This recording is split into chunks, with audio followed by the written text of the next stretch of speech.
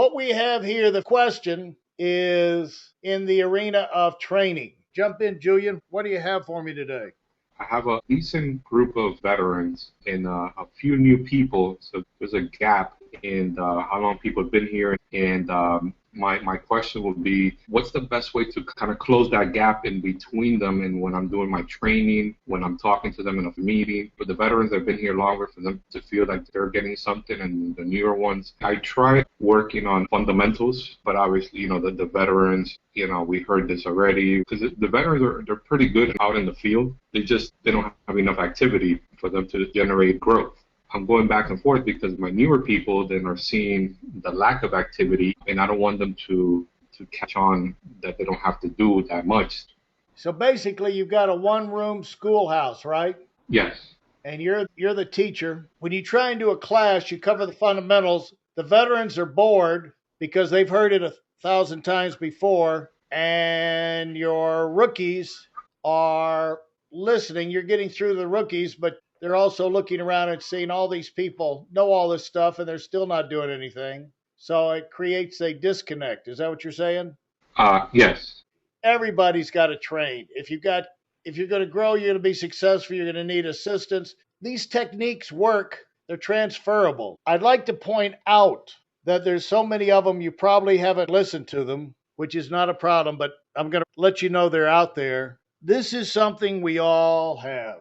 Everyone's got the problem of the veterans who don't work. Now, Julian, you got to say, this is my fault. I got to get better. You recognize it, you clearly identify it, and then you get some answers so you can fix it. You're trying to find the balance between too little and too much. And it's like a teeter-totter. You got to find a balance. So imagine this is teeter-totter.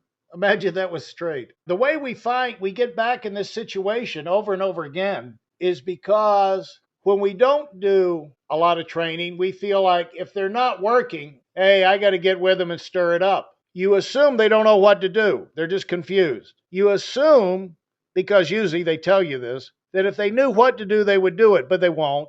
I can remember clearly being in manager meeting, about ready to pull my hair out and starting off going through some stuff again, 4-point game plan or how you do this or how you get, something, and have clear as a bell. I remember this happening and have people pipe up and say, well, we've heard that before. The veterans speaking up. Well, here's how you handle that. You say, well, let me ask you this. How many people did you see last week? How many recruits did you get last week? How many sales did you get last week? How many referrals you get? How many people from last week's prospecting did you bring and do you have in our business meeting, our opportunity meeting, or whatever meeting you have going on? How many do you have with you? What did you do? They'll say nothing, nobody, nothing, none.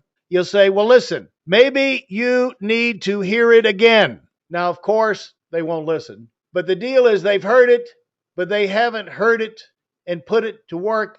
And that goes back to other things I've done in training. Classroom training does nothing until they go out and are motivated to use the training. So the way you get out of this too much, too little cycle and all the pressure's on you, and it really doesn't take you anywhere, you do something different. First of all, you make sure that everyone knows their next step. Now, some people get into, I want to analyze their why and their motivation and what really, is that they want to get their wife to be able to stop working or send their kids to a private school, or they want to be able to buy a house for their mother, or they want to do here. The reason why I don't waste a lot of time on that is the reason everyone is here is to make money. And there's two things that's going to accelerate that.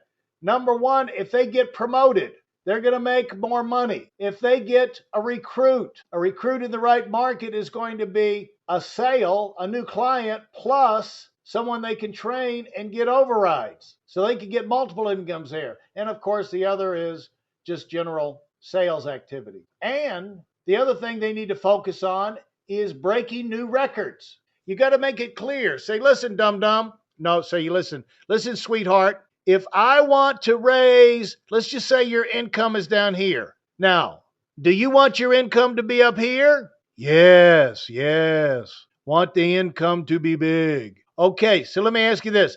How did you actually get this income? Oh, you worked. Oh, really? You made a sale, you had to do things. So your activity was related to that.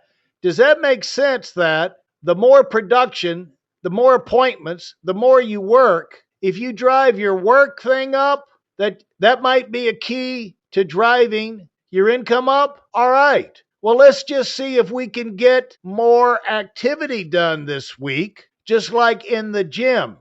If you go to the gym and the first day you go in there, all you can do is lift dumbbells with 10 or 15 pounds. And then 10 years later, you're lifting dumbbells with 10 or 15 pounds. You probably don't have any bigger muscles. But if bigger muscles is your goal, you want to lift more weights. Well, if bigger income is your goal, you want to get more done. So you got to make sure this is highlighted. So everybody's got to know their next step. And I knew what caused people to go out and work is excitement, adrenaline. Let's take your kids. If you tell your kids they should do their homework, they should get it done early, they should, how successful is that going to be compared to you say, look, what I'm going to do is I'm going to give you 25 cents if you get a C on your report card the next time it comes in that subject. Every C you get a quarter. So you get a B, I'm going to give you $1 or $5. Every A, I'm going to give you $20.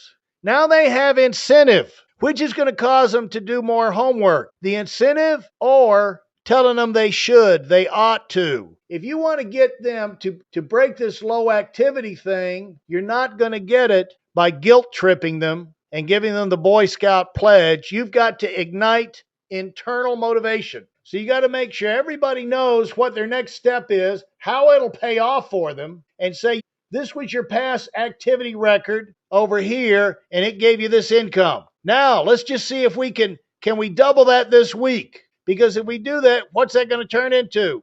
Double the money. And if we keep moving up, and it's you working plus building the team, and you all working, adding it all up, as you move up your numbers, you're going to be driving up your income. So who wants to drive up their income? There's 3 sources of excitement. You build your business off these 3 things: new recruits, new paychecks, which come in from sales, and what? Promotions. If you think of this as money, RPM, revolutions per. It's just like how fast are you going in a car? You figure your RPMs, your revolutions per minute. And so if you want to rev up your activity, rev up your growth, keep pushing recruits, promotions, and paychecks, money. Celebrate that in your office. And when you get them together, because that gets everybody excited. If they're young, they're old, or whatever, they're interested in money. And the best thing to wake up the dead, the old veterans who are not doing anything, is when they see other people making money, and maybe even a rookie who just came in is making more money than them. That wakes them up. So what you do is you take your most recent heroes. You start making heroes. And these are the people who did something this week, who did something that either set a record, got a promotion, got recruited, or got them closer to it. You look for any positive. You look for positives, you get the people who did those things up in front of the group and let them train by asking them questions. How did you do it? When did you do it? What caused you to do it? How did you feel? And they're up there and you're just interviewing. Then, you don't drag it out forever. And then if you're low on excitement in your own office, plan to call into another office and interview a speakerphone, somebody who's hot in a bigger base shop, because I promise you, they're not calling, the guys who are down line, districts and divisions that are hot inside these base shops are not being called to do a lot of conference calls and things like that. So they'll be grateful. They'll be excited. You're giving them respect. You give them the big build up and they will just blow your people's minds. So those are things. Number one, you got to get everybody to know clearly what's their next target that's going to give them more money. You get your meeting now, so they're organized. They're not in there to learn. They're in there to pick up ideas that's going to help them to make this stuff happen over here. Then the content of your meeting focused on recruits, promotions, and money. And by the way, I also have Weidel Academies on this, RPM. See, this allows you to make your points in around success stories. People will listen to stories. People get bored by facts and technical and this. I promise you, just because the rookies haven't heard it before doesn't mean they're not bored too. But nobody's bored hearing a story they haven't heard before. You tell a normal story in a normal way, they're going to want to hear how it comes out. What was it? Well, then what happened? And then how did it turn out? Oh, and see, now you can get them paying attention. And that's the most important thing. You want them paying attention while you're in there, and then you want them running out of the room to go do something when they're out of there. Otherwise, don't have a meeting. So hopefully was that helpful to you? Yes, it was, Larry. Thank you. Thank you so much. Thanks, everybody.